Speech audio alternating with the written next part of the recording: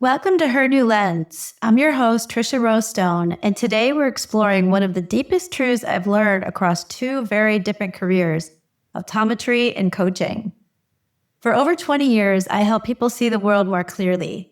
I watched their faces transform with joy as everything, colors, edges, light, suddenly came into focus. But what I've discovered later is that the most powerful lens isn't the one that corrects your eyes and your literal vision. It's the one that corrects your perception. The way you see yourself shapes everything: your relationships, your confidence, your choices, and even your ability to receive love in abundance. So today we're going to explore what happens when you shift that inner lens through a process I call the new lens method. Because when you see things differently, you live differently. And once you see clearly, you can never go back. I've been able to, in many ways, really leapfrog through this process, which I'm going to be showing you too, because I know personally that it's possible to really change your life when you're able to change that lens through which you see everything, especially yourself. And one thing I want to share is something unique, a through line from my optometry practice to now my coaching practice. And it's the fact that your vision can change instantly. So when I'm working with a patient in optometry, they would be blurry. They'd be saying, I can't see the board. I can't see the leaves in the trees. I can't watch my kids' baseball game. I just can't see the scoreboard across the field. So I quickly come up with a prescription. It's like, bam, oh, I see it. Everything's clear. And it's just such an immediate impact. And that's one of the things I love the most about optometry is that you can really deliver an impact like that. People think, oh my God, I can really see these tiny little numbers on my phone, or I could see my spreadsheets or whatever it is. So that is in the optometry setting. But what's incredible is I've seen it also in my own life and with client work in this coaching setting, because perspective is powerful.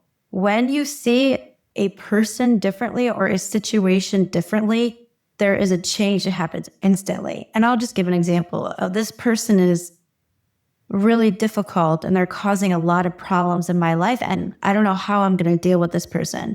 To when we can change the perspective, all of a sudden you see this person and say, oh, this person is really struggling.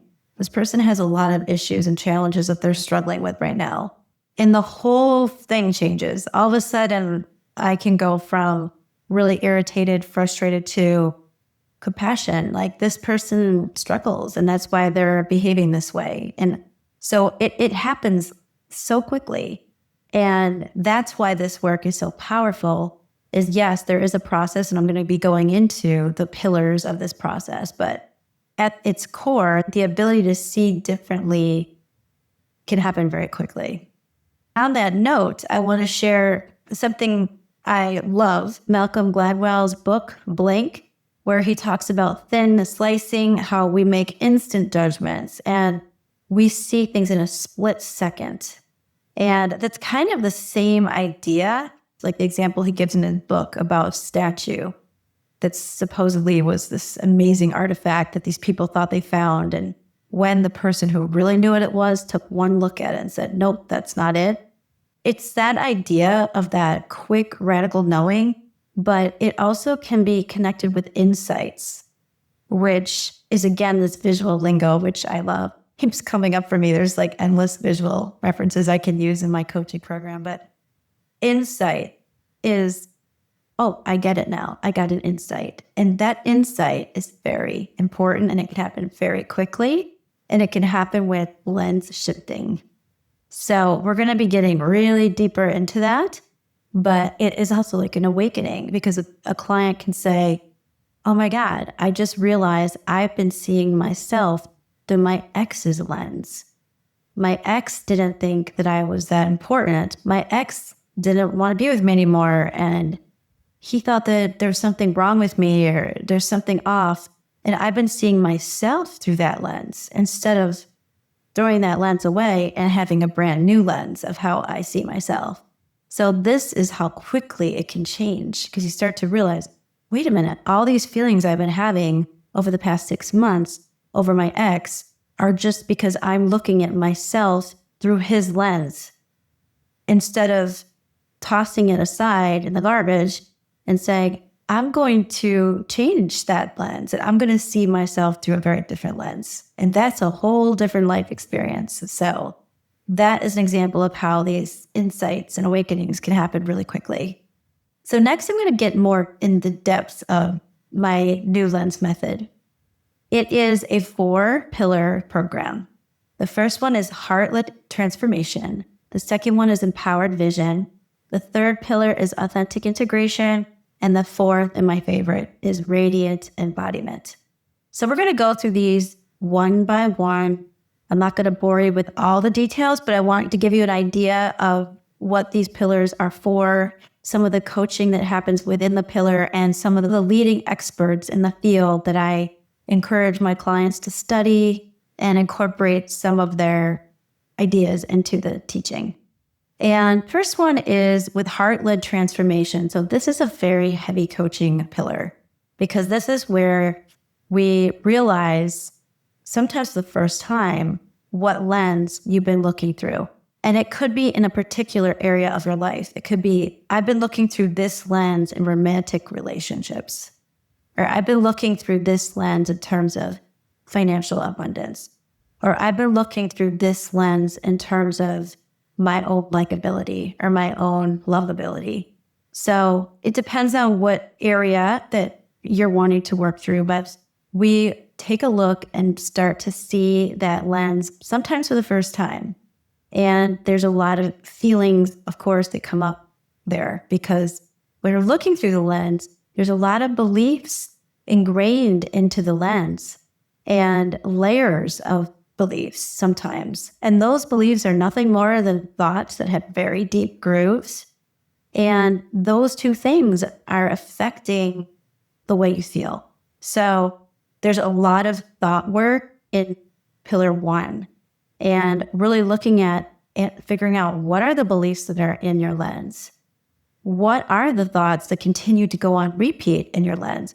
How can we start to pull those away so you can get a little break and see more clearly through your lenses? And people that I love to reference in this pillar, the number one of all time is Byron Katie. I have a story about her from 2018 that I'll be sharing in the next month or two in a podcast. But she changed my life. I went and saw her in Ojai. She runs a workshop there. And it was incredible how fast it changed for me. And that's why I'm sharing this with you. I had a belief. I'll share the really quick version of this, but I had a belief that my daughter, who was 16 at the time, and she moved to Canada, but I had a belief that she should not be living in Canada. She moved to live with her dad in Western Canada when she was 16, and I was living in LA, and I was just locked against this. I thought, this is wrong. I was feeling like this is wrong that she's living in Canada. I'm not going to be with her for her prom. I'm not going to be with her, when she comes home from school. And there was a long process that led to that decision for her to live in Canada. But I was just struggling with the idea of this. And I went to Byron Katie's workshop. It was about 2 hours. And I had to go through the process of the work, she calls it. It's available online. It's something I'm trained in to help you work through. But by the end of doing the work, I realized that none of my beliefs about this were true. And the truth was, she actually did belong with her dad at that point in her life. It was the best thing for her and for me and for our relationship. And when I saw it, it was like I was fine with it for the rest of time. Like, she ended up coming back early because of COVID, but she was there 1.5 years and I never wrestled with it again. I knew it was the right thing for her. And I realized it was just my thoughts about it that were not true. And that's a big part of this too, is really seeing how our thoughts are not true. Most of them are not true. So that's pretty wild. And I also wanted to talk about another teacher from this is Eckhart Tolle, and his work on what a liberation to realize that the voice in my head is not who I am. there's a part of this pillar it's an opening. It's like you're seeing the lens for the first time, and you're also seeing some like flashes of clarity when you realize what a relief to know that this voice in my head is not who I am. Or in other words, this lens that I've been looking through is not even really mine. It's not my view. It's something I can change. So that is huge. And then a third quote that I'm just going to share because I think it's so awesome is by Rumi, and it says, "The wound is the place where the light enters you." So there's this energy of compassion that comes through in this pillar, because when you see all of the layers of beliefs and things that have come to you without you wanting them to, like just being born into certain situations and family dynamics, etc. When you start looking at that, I just believe there's a natural capacity that you feel inside that this compassion can come through, and recognition of this has been really hard, and I have compassion for myself that I had to wear these lenses because they are very difficult to see through in terms of there's a lot of sadness, there's a lot of fear, there's a lot of dread, there's a lot of things that really did not come from me directly, and I didn't realize I was stuck with this for so many years. So there's this genuine compassion that can flow through during this pillar. After that, we move on to pillar 2, which is empowered vision. This is a very fun pillar because this is when we recognize the power of visualization. And again, tying so directly to the optometry thing, it's really funny. But visualization is serious power. There is a woman actually I saw speak in London this year named Maya Virtura, and she wrote the book Visualize, Think, Feel, and Perform Like the Top 1%. A quote I want to share now is she says, "You can use your mind to worry, stress, and overthink, or you can use it to believe, create, and focus. The choice is yours." So she, in her book, it helps to recognize that your mind can be your ally, and you can use it to visualize creatively the world you want to see, the relationship you want to have. Whatever it is, it's actually a powerful tool that can be used. And another expert that I recommend my clients do some particular meditations of his, I think are super impactful, is Joe Dispenza. Joe Dispenza always talks about the future self, and his work is about becoming that self and really feeling the feelings and really laying the groundwork for the feelings of that other self so that you can lift up into it and start to become it. And it's just, he's got so many case studies that are incredible. It's really powerful work. So Joe Dispenza. And another one I recently found is Lisa Feldman Barrett. And she says, emotions are not reactions to the world. They are your constructions of the world. Again, giving you power. You have the power through emotions to construct the world that you want to see instead of being reactive to the world that you just see. This is a very empowering visualization.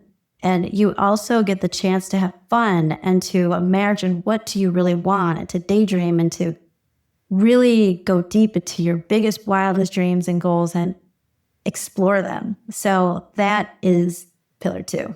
The next pillar is the one that is the most variable client to client, and it's authentic integration. And it's how do we now take this information that we have gathered from pillar 1 and 2 and put them together into pillar 3.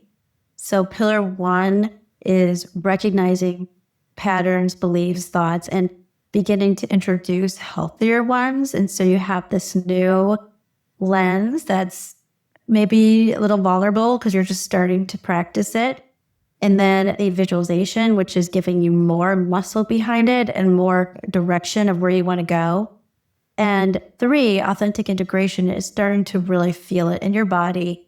It's beginning to put it all together.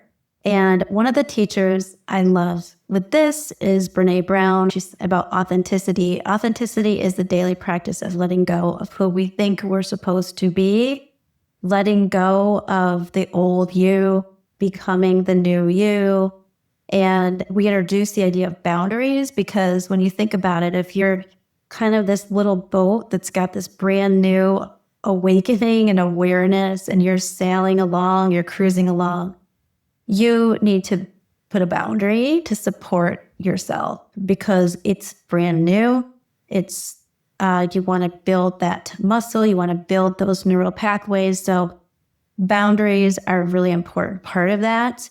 And we talk about that. We talk about some people have artistic methods of integrating. They like to do art projects. Some people like to write and journal about the integration they're experiencing.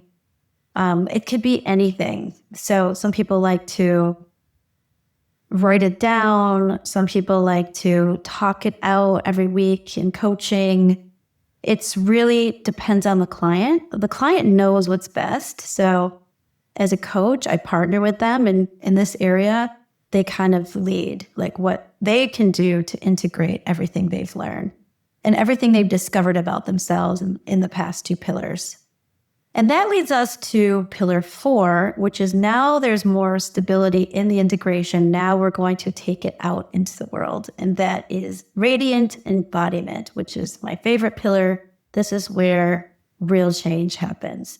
So when your mind and your heart, and your energy is all aligned and you are embodying, you can really move the needle quickly.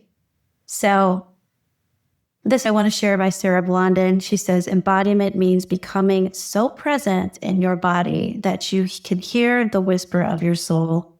So this is about presence, awareness, embodiment of these higher thoughts, beliefs, this new lens which sees so many possibilities for you.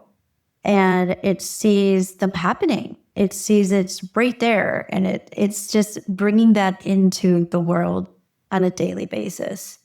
It also works really well with coaching because this touches more on the accountability aspect of coaching. So I'm there partnering with you, you're doing the work and you're holding yourself accountable, but I'm there to kind of be there as a guide and as a partner as you navigate all of this moving forward into your dating life, into your career life, into your family life, into your anything, into your wellness routines, all of it. So this is the best part, the radical embodiment. Sometimes we do mirror work here too, like really see yourself in this new light and being inspired. What does this look like for you? What changes do you want to do this week? And it's kind of just moving forward every day. So what do you think of these 4 steps? We all have so many areas that fill our lives, and they're all likely at different points in this process. And some people really embody their career very strongly, but then they don't have that ability as much in relationships, romantic relationships. And some people have really great embodiment of their highest self in the relationship, but they're not doing it in the self-care area. So there's just endless ways that we can use the method, and it really does work. I used it for myself. I'm someone that struggled horrifically in the romantic area for so long. And it wasn't until I was single 14 years after my divorce. And I did everything, all kinds of counseling, workshops, you name it. But it was actually this kind of accountability piece at the end of doing this type of work that I've refined, but I've kind of put 14 years of work into this program. But it was the pillar 4, everyday embodiment. That's where I really saw a change coming together. Change happens, and it happens fast. So I can only tell you that this really does work. And I want to say a little bit more about integration, why it matters. Because when you shift your lens, everything changes. Love becomes a reflection, not pursuit. So love becomes a reflection back to you of what you see. It's very straightforward. Work becomes alignment and leadership. And what I wanted to say is that when you are doing this radical embodiment, your vibration becomes your new lens. So the vibration that you are living at is the new lens you're seeing, not the old lens that you've been stuck with since childhood. So what do you think? I can tell you this works. I hope you found this interesting. I know it's kind of a heavy-handed talk, but I wanted to share the method so that you know what I'm doing, how I'm helping clients, and if it's something that could help you, you can reach out to me. Every woman I work with begins her journey thinking she needs to fix something about her life, but what she really needs is to see something differently. You are not broken. You are simply wearing a lens that was shaped by old stories. And the moment you choose a new one, a lens of worthiness and love, you begin to see a completely new world reflected back to you. So take a breath right now and ask yourself, what lens am I seeing myself through today? If it feels clouded, that's okay. You have the power to adjust it. Because the moment you see yourself clearly, the whole world comes into focus. Thank you for tuning in to Her New Lens. If this episode opens something new for you, I'd love for you to share it with a friend who's ready to see life through her own new lens. Until next time, keep walking in your golden glow. Bye for now.